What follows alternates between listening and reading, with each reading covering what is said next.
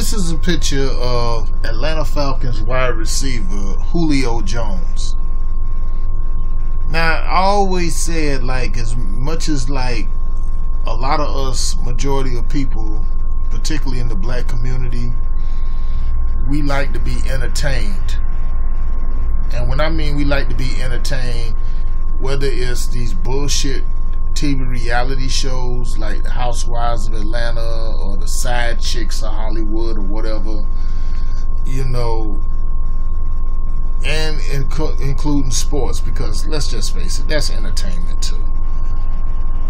But one thing you can't help, and I'm just going to quote Professor Black Truth, what he always say: there's simply no cure for stupid.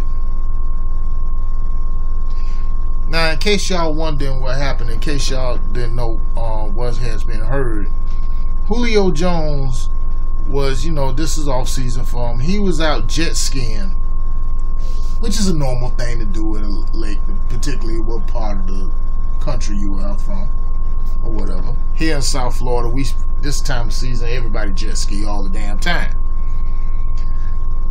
But this fool going on here jet skiing, and he's wearing $150,000 pair of earrings.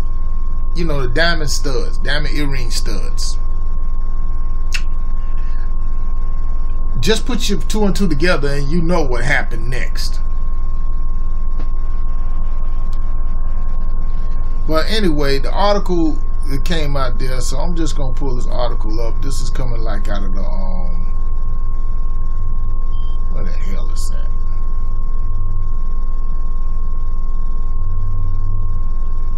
Hold on one second. Okay. This is what happened.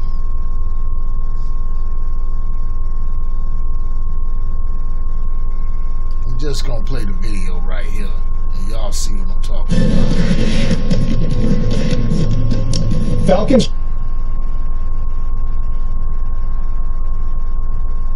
training camp begins tomorrow morning, and wide receiver Julio Jones has a problem, and he has something that he has to deal with. It is not a problem on the surface. It is a problem under the water. Okay, so let's explain this. The 11 Live's Brendan Keith that was on Lake Lanier today as divers went searching for Julio's sunken treasure.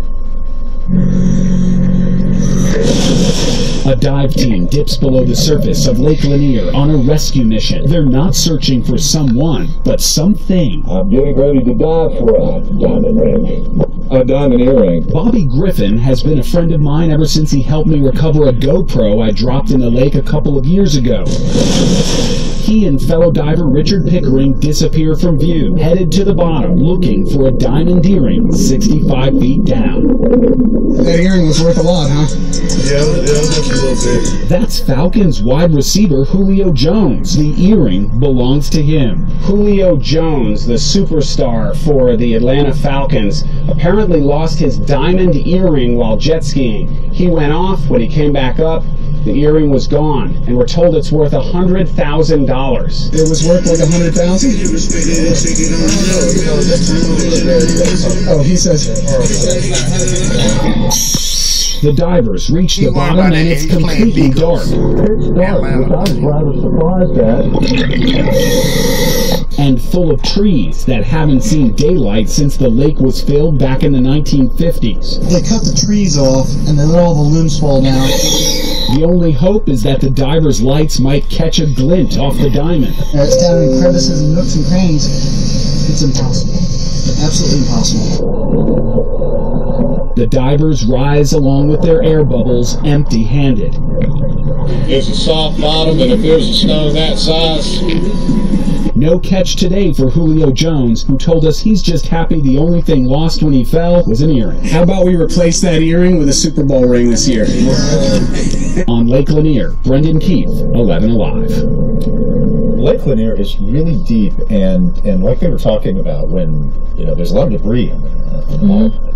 Maybe Mr. Jones didn't realize that when he sought out to try to find this thing. I mean, I know $150,000 solitaire isn't small, but it's small when you consider it Lake Lanier. Oh, wow. That's quite a story. Yeah, it is. Sorry. Apologies. You weren't able to find it. That's unfortunate. Very good. You see, the typical white supremacist joke and all that stuff like that. They trying to cover the fact, in other words, code saying that, oh, glad that nigga lost his shit. Maybe he'll know better. And trust me, I bet you something else. I guarantee you that diver, or divers, plural,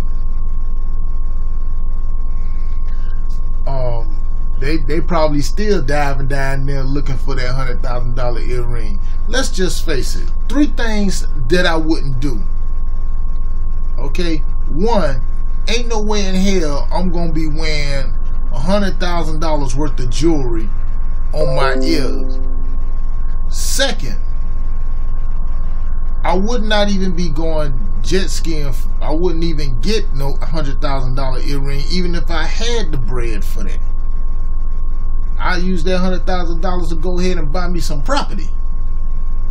And 3rd, those divers are not going to turn it in to you. The first thing they're going to do is take it to an appraiser and see how much they can get for it. But then, like I said, you know, this was in Lake Lanier. Dude, you can't see nothing down there. You heard people say they even got trees down there that ain't seen daylight since the 1950s.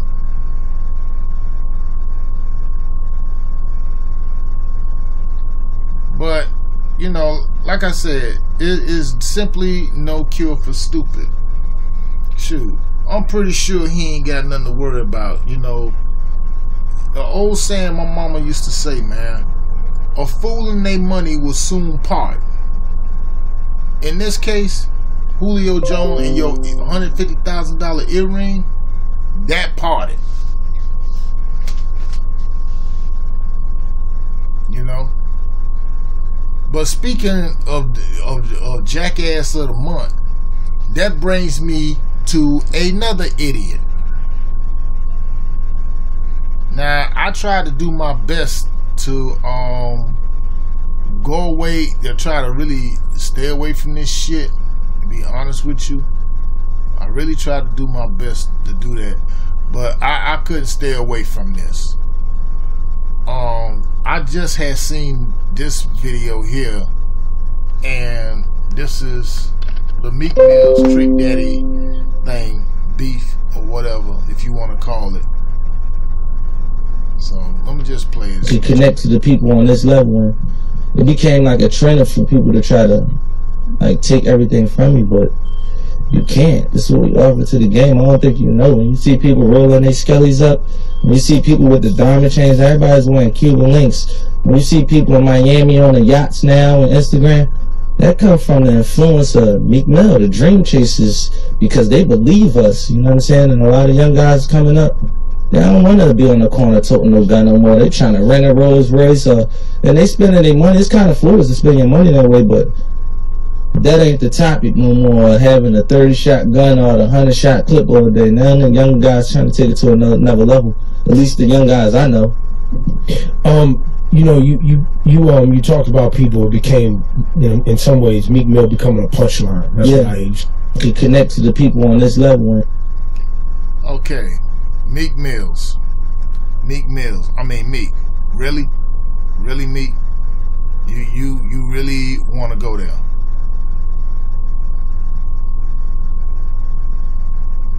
You really want to go there?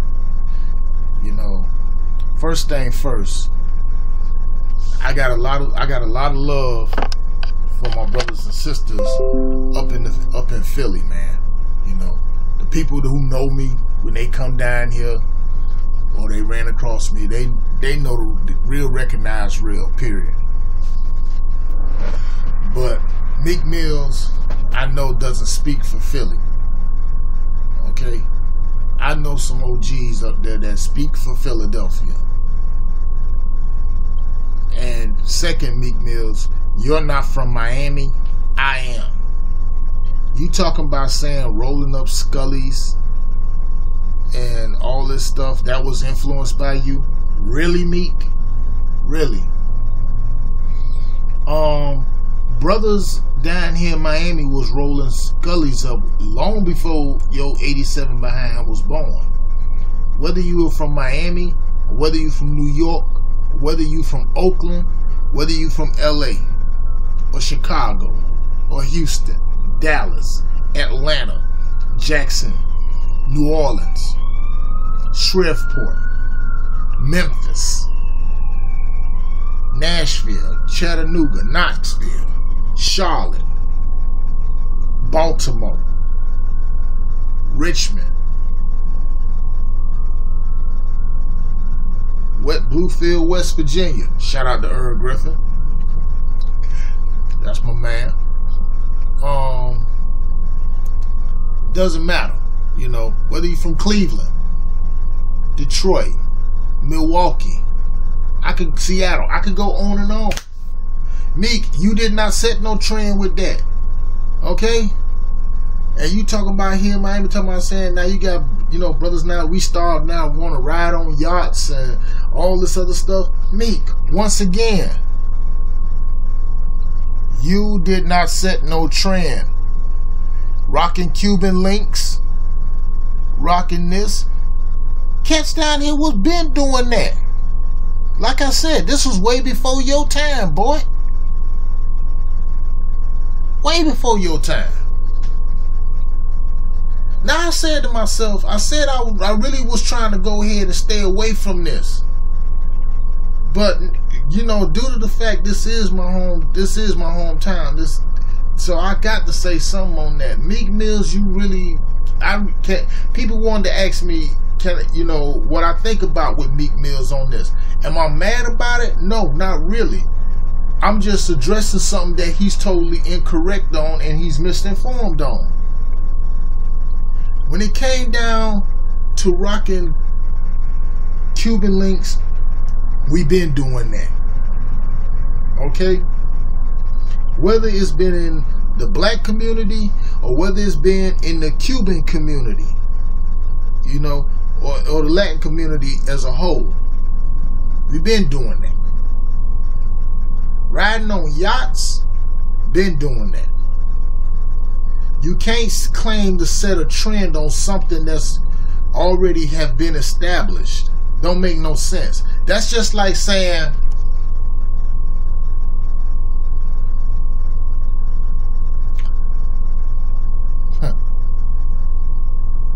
that's just like saying you set a trend on cats rocking trues and vows and stuff, and that was out before your time. Come on, man. Miss me with that, Meek. And the thing between you and Trick Daddy, you know, the thing between Trick Daddy, now Trick Daddy made it clear that he banned you from Miami. Now you come back, I was watching Ticket's video. Shout out to Ticket TV, man, for bringing me up on this. I really appreciate that. You know, saying that you fired back at Trick Daddy saying Trick can't ban you from Florida. When Trick didn't even say that. Trick Daddy said you banned from Miami. Miami, yes, Miami is in Florida. But you banned from the city. He ain't say nothing about the state. So, and on top of that, throwing that George Zimmerman jab in there, not cool, bro. Not cool.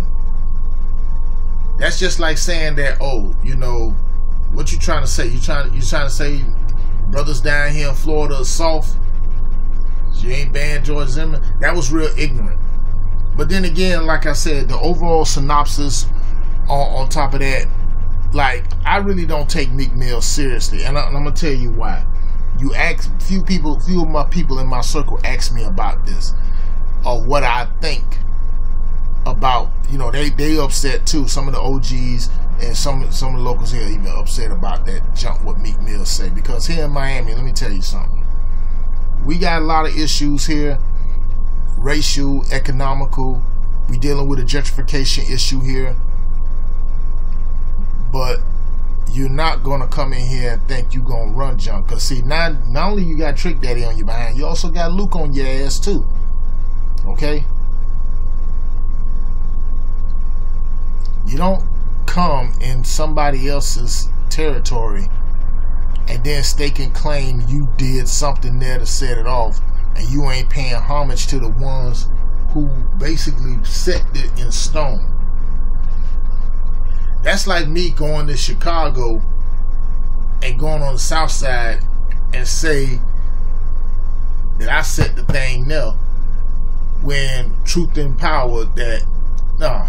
Then the next thing you know, when the Black Peace Stones were the ones who did this. Jeff Fort with them were the ones who did this. Larry Hoover them were the ones who did this. The gangsters, come on.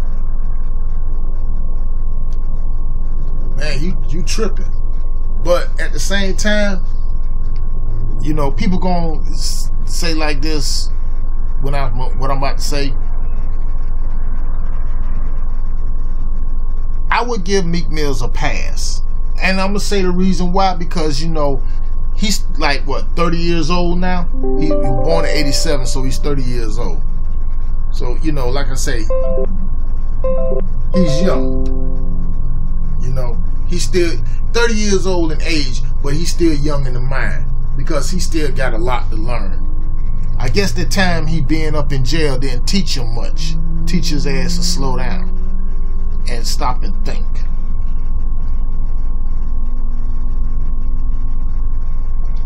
But because, see, like Meek, you've been taking L's left and right. I mean, you lost out to Drake.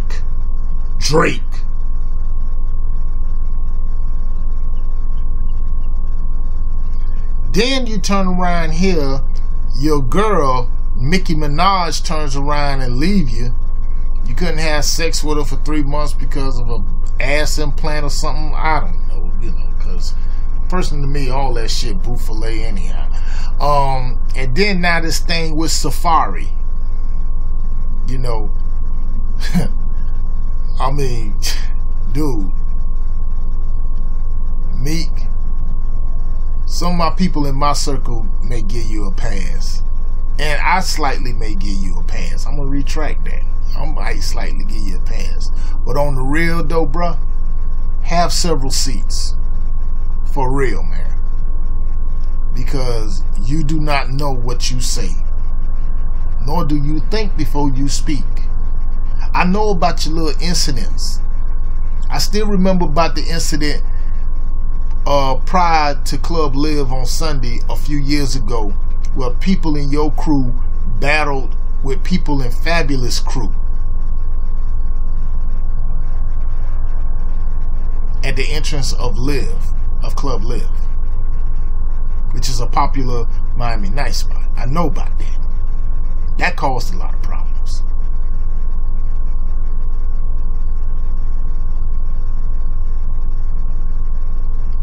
I ain't gonna speak no more on that. But I digress. You know, the stuff that you sometimes you say, I don't know, you doing this for shock value or just to go ahead and get a response or whatever like that. But one thing I do agree with on is this. Yeah, you're right. I think dudes shouldn't be foolish enough to be getting out here trying to rent Rolls Phantoms and Lamborghinis and Ferraris and stuff like that.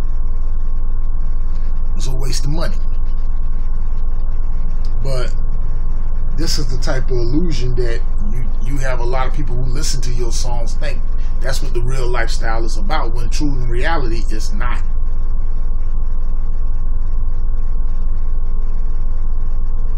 But the truth of the matter is, Meek, you ain't setting no trends down here. Miami has always been a trendsetter when it come down to the hip-hop game. Okay? It was Luke was the one that set the trend of having female dancers / strippers in the videos. Even Jay-Z was even coming to Luke at that time saying, Luke, I need dancers, I need some girls for my videos. Luke them was the ones did that.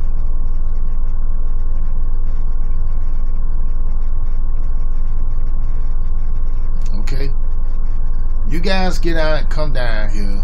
You want to claim Miami as long as you on South Beach.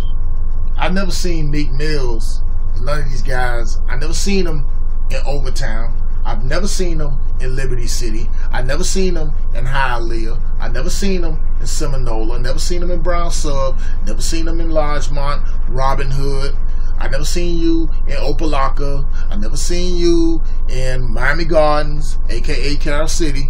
Shout out to my peoples out there. Miami Gardens got a lot of love for y'all, which some people refer to as murder gardens. Predominantly black. I've never seen you, maybe in Pembroke, maybe in Hallandale. I don't know. All I know, y'all be on South Beach. You know.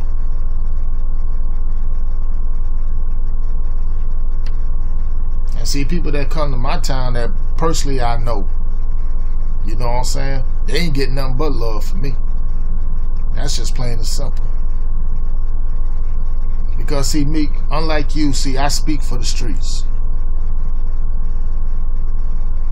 But you know, you young, you still got a lot to learn. That's why I slightly give you a pass. Because see, this is the one thing Trick should do.